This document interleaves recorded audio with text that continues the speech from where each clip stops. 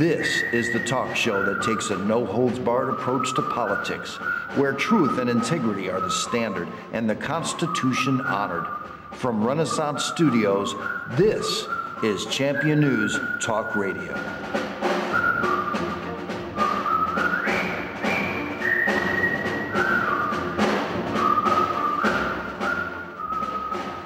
Good morning and welcome to our Father's Day edition of Champion News Talk Radio. This is Carol Parisi with our founder, Jack Roser. Happy Father's Day, Jack. Oh, think of that. Well, I think Father's Day is some kind of a device of the merchants to sell ties or something. I'm old enough that there wasn't any Father's Day years ago, and I really honor mothers much more. Oh, well, you know what? Fathers are very, very important, and thank you for being a founding father, one of the founding fathers of this great, passionate new movement that has been... You're making it sound I was there in Philadelphia no and wrote way. the thing. Well, today on our show, we have a very special guest, and it's Jerry McDaniel, and he is the author of a book on the Constitution and our founding called The Philosophy of Evil. And welcome, Jerry. We are glad to have you here at Champion News. And you are a constitutional expert. You have a website. You've done a WordPress. And you've wrote this great book. And I guess my first question to you is, how would our founding fathers feel today if they were to come back and see where our nation is at? First of all, I'm not an expert on the Constitution. I know the Constitution because I studied it. The experts are the ones who screwed it all up. Oh, I'm with you. The Constitution wasn't written for lawyers or judges. It was written for the common man. And it's the people they had to persuade was not the judges, not the courts. They had to persuade the American people in order to get it ratified. And so spend a lot of time studying the Constitution, reading the Constitution, but an expert, no. So are we... I have a lawyer friend that I respect a lot, and he's taught me some of what the natural law is. And things like that. But he speaks very highly of the Declaration of Independence. He says that's where we find out about our freedoms and rights came down from God, not from some politician. So he rates that higher. He calls the Constitution itself kind of the book of rules, derived from the Declaration. We hold these truths to be self-evident that all men are created equal, endowed by their Creator with certain inalienable rights. Are we close to what our founders had envisioned for America? And where have we gotten? Where have we gone? And how do we get this back to maybe a little more? Okay, that's the subject of my book.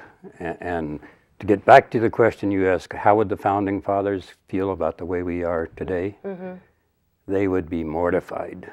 As a matter of fact, if you listen real close, when you go outside, you hear a whirring sound. That's the founding fathers spinning in their graves. Specifically, where have we jumped the track, if you will? Okay. And who was your favorite? Let's talk about who's your favorite founding father, first of all, and why? Paul Revere. Paul Revere. Why? Okay. Actually, all the founding fathers are extremely important. There were three in particular that were responsible, shall I say, for the revolution. And you don't hear a lot about them. They were Samuel Adams, John Hancock, and Paul Revere. Okay. Now, Paul, what I admire about Paul Revere was he was an ordinary person. He wasn't a politician. He wasn't a leader. As a matter of fact, he was always involved, but never in a lead position. He was always a member of the group that was accomplishing whatever it was to be accomplished. The Sons of Liberty? He was a member of the Sons of Liberty. He was a Minuteman.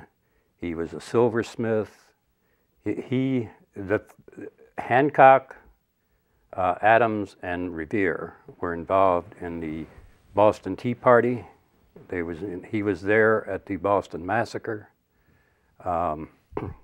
They were there at in Lexington and Concord. I mean, everything leading up to the Revolutionary War involved those three people. And then after the Revolutionary War started and you got into 1787 when the Philadelphia Convention, by that time you had guys like Madison and Jefferson, and these guys were more involved.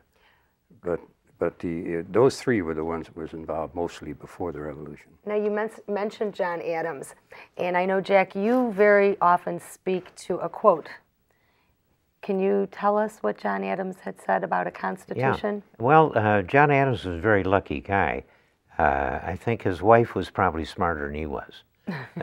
She was on track all the time.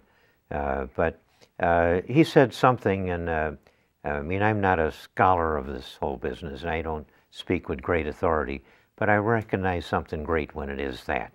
And John Adams at one point said that we've given you a constitution for a moral and religious people, and it's utterly unsuitable for the governance of any other. I like to twist that around into modern speak. I'm an engineer.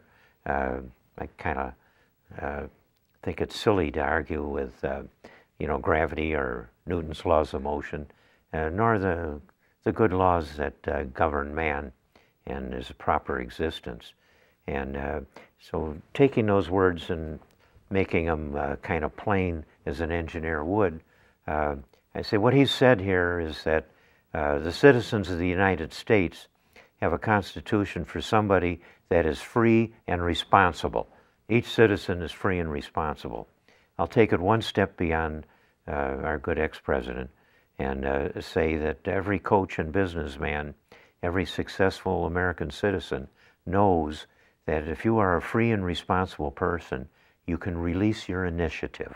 And that's what's drawn people to this country, is to release the initiative of people that are free and responsible. Marvelous things can be done. That's what America's about. Initiative. American exceptionalism is perpetrated by initiative and intrinsic initiative. Do you think our founding fathers would look at our society today and, as John Adams said, how have we changed? We've changed in so many ways. Speaking of John Adams, John Adams was our second president and a great patriot. But he was also a human being. Yeah. And he had... he wasn't particularly likable, was he? No. As a matter of fact, one of the reasons that we have, for example, Harry Reid running the Senate today could be traced back to John Adams. Because ouch. The Constitution, you look puzzled. Yes. According to the Constitution, the Vice President is the President of the Senate. Okay. Now, stop and think about this for a minute. The President of the Senate is obviously of the legislative branch. Mm-hmm. Vice President of the United States is of the executive branch. Mm-hmm. So he's wearing two hats. But the only responsibility that the Constitution gives the Vice President is to serve as President of the Senate. Okay. Now, the word President carries with it executive power. So the President is supposed to be doing what the Vice President is supposed to be doing what Harry Reid is doing today. And John Adams was very adamant about doing that during his first term. But he was an overbearing type of person. In other words, he was an autocrat. And he started out, he would lecture the Senate for about these long lectures on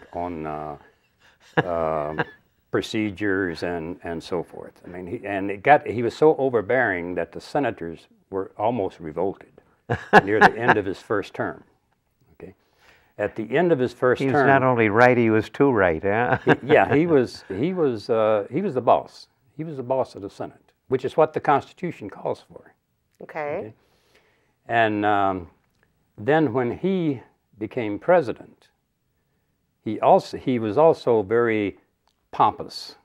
For example, he spent at least a month. There was at least a month-long debate as to what the proper address for George Washington should be. You know, we're going to be going to break really soon. Okay. We are going to be talking about the Founding Fathers. We're going to be talking about how America has gotten away from her Constitution and how this new, vibrant Tea Party movement, this grassroots movement, is going to help take America back, as well as Jerry's book, The Philosophy of Evil, after the break.